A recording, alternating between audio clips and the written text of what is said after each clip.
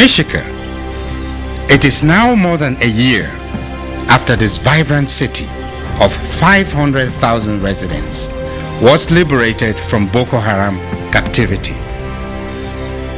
Thousands of displaced persons have returned, but mutual suspicion and distrust now threaten the fragile peace.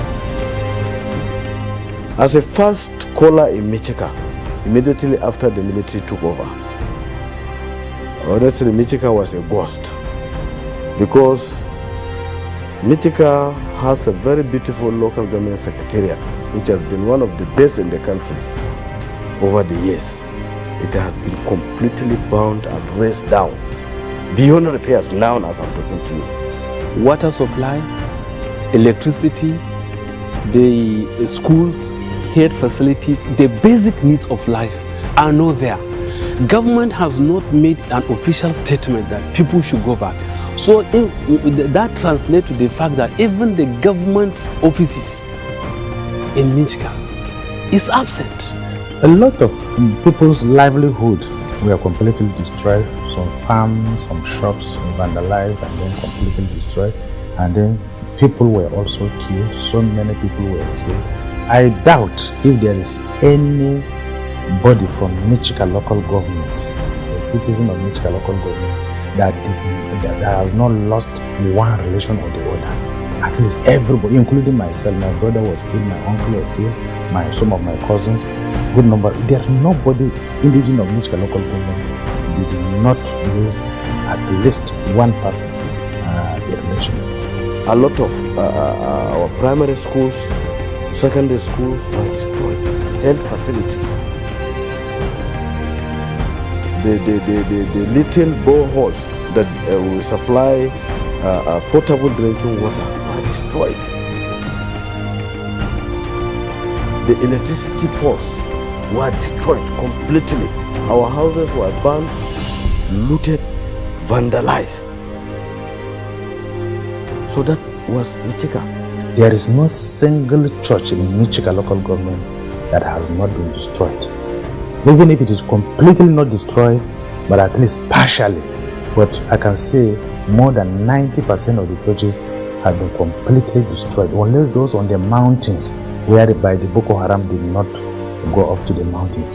There were a lot of difficulties for those who have returned to Michika, since there has been these differences, and after the return from insurgency, those people continued to perhaps fight each other.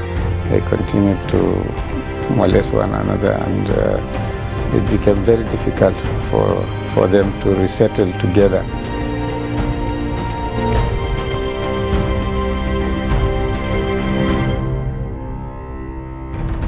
Saturday, 20th February 2016 will remain a memorable day for the people of Michika local government area in the northeastern state of Adamawa in Nigeria.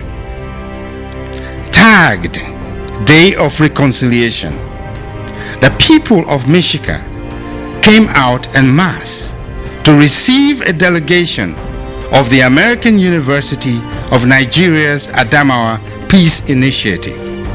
Led by the president of American University of Nigeria, Dr. Maggie Ensai, the mission of the body is to support peace building and reconciliation efforts across Adamawa State. We have come from the American University of Nigeria Adamawa Peace Initiative. We come in peace. We come in sympathy for what has happened to you. We come in solidarity. We come to offer some assistance. For communities torn apart by violence and distrust, it is important to develop innovative ways of bringing divided groups together. One of such ways is the Peace Through Sports program of the American University of Nigeria. A friendly football match between divided youth groups in Michika helped to create an atmosphere for peace, reconciliation, and mutual alliance. This is about peace. Yes. This is about understanding. Yes, this is about being your brother's keeper. Yes, make sure you observe these rules as you play. Yeah. When you play rough, please make sure you help the person up. Okay. And say a word to make sure the person is not angry. Say sorry. Yes. God bless you. Amen. Thank you. To further help transform the conflict and bring healing, a forum was created to bring Muslims and Christians together to speak truthfully and openly about their grievances. This was another highly effective tool for promoting and achieving reconciliation in Michika. Men, women, Muslims, Christians, vigilantes, hunters, youths, and even the children openly talked about their grievances, what they suffered during the invasion, their losses, and their expectations for the future. This provided a form of healing for many. One of the major problems that have faced the people of Michika that refuse to die down, that has created a lot of division. That problem probably was there even before the Boko Haram came. Me and you were here suffering, having problems. We don't have water, we don't have roads, we don't have light. And then here we are, we don't want to build peace. The relationship between Christian and Muslim on normal programs has been restored, but when it comes to things like election, politics, like the traditional something that I'm talking about, is still bad. But interpersonal relationship, there's a great improvement. How the relationship was before, and despite the population of the Christians, they actually allow even Muslims to be their traditional rulers. If you look at this 16 ward in Michika local government, and there are 8 districts in Michika local government. And out of the 8 districts, only 2 districts that we have Christians as district head. All the other ones are Muslims, and the people never complain. They are okay, they are comfortable with it. But now with all the things that are happening now, I think the awareness is becoming so much that people are asking questions. And particularly what happened in the district in Michika. It was a Christian that was actually elected. And the people were saying, well, why? Is it because he's a Christian? Is it that a Christian cannot be a district head? I think that is the question that people are asking, that answers have not been given. Some indigenes of Michika shared stories of loss, pain, escape from the horrors of death, fear of the unknown, the continuous struggle they face to rebuild, and their hope for a better future. Boko Haram made us to suffer. We've suffered a lot without eating and drinking. But because of the people we have in Yola, the kind people we have in Yola, we survived on their kindness. But the Boko Haram met us unprepared in Michika.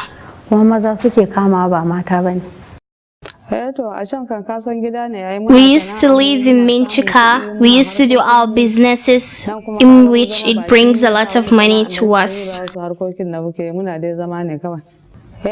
I'm scared of going back to Michika because of the fightings, especially Madagali and the rest that are the cities that are behind Michika. My mother called us on phone that they were running around the bush. And I asked her what happened. She said these people attacked them in the church. They were just coming out of the church where they just had gunshot everywhere. They were just putting on a soldier's uniform as if they are soldiers, but they were not. They were just moving around, shooting guns. When they meet you on the way, they will ask you of, are you going to do God's work? If you said yes, they will now give you the gun. You follow them in killing the people. If you said no, they will just shoot you. That's how they did. If they see young girls on the street, little children, they will just pack them and move to Sambisa with them. That's what they did. And majority of the people living in this land, Michika, were the one who accepted money from them, leading them to the villages to show them that this is their hideout. This is where they hide when something happened like this. So they took them there, burned everywhere, burning their houses. They even demolished many churches. They came on Sunday around 12, almost 1 o'clock in the afternoon. People were leaving one after the other, but we weren't able to go. My parents were strongly believing that nothing is going to happen to us. So they came to us as if it was a flash, and we couldn't go anywhere. And they were just catching women, and women alone. So we hid inside the ceiling. My dad was in the car wash, and my mom was at home. They asked her if she had children, and she said she had children. And she said she had some children, some female and male children. She said she had 2 males and 3 females, but most of them are married. But they lied to them. My mom lied to them, but we were inside the ceiling. They asked if she had a husband, and she said her husband is a farmer. So they said we shouldn't leave, but if we go and they don't meet us, they'll kill us. When I was in Michika, like when the Boko Haram attacked us, yes, I saw surprising things that got me really scared. So we had to leave our village. Like for me, my younger brother died under the rock. So we buried my brother there. We lived with the village people, and they were helping us with food. That's how most of us survived. They burnt a lot of things, a lot of places. We lived in the one room, but it got burnt.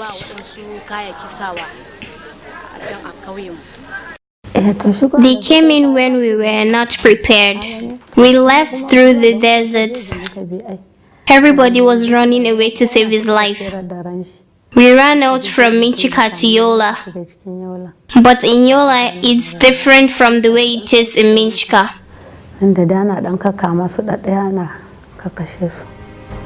Another cardinal element of the mission to Michika was the provision of relief materials and food to vulnerable groups.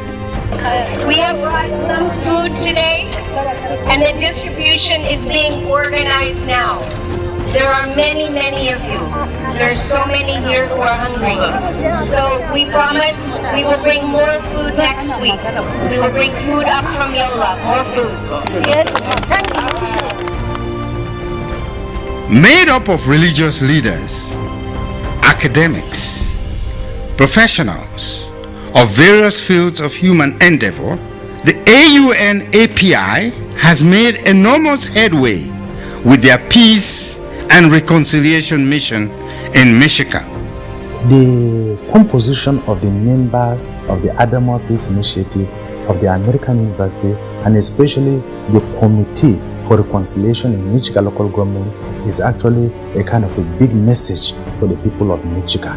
It is possible for the people of Michika to live in peace and harmony with Christians and Muslims. And I think we are on the right track. This project that we have started with the Canadian government it has already started making impact. I have gone to Michika several times, myself and Imam Dauda Bello. We have been to the church, we have been to the mosque, we have addressed Christians, we have addressed Muslims, and if they see Christian religious leaders and Islamic religious leaders coming together, speaking to them, I think the people will be able to get a lot, and they will be able to listen to us and follow what we're telling them. As I speak now, API has been doing a lot. A committee from the API went there, and we tried to settle them and reconcile. And it was a very good beginning.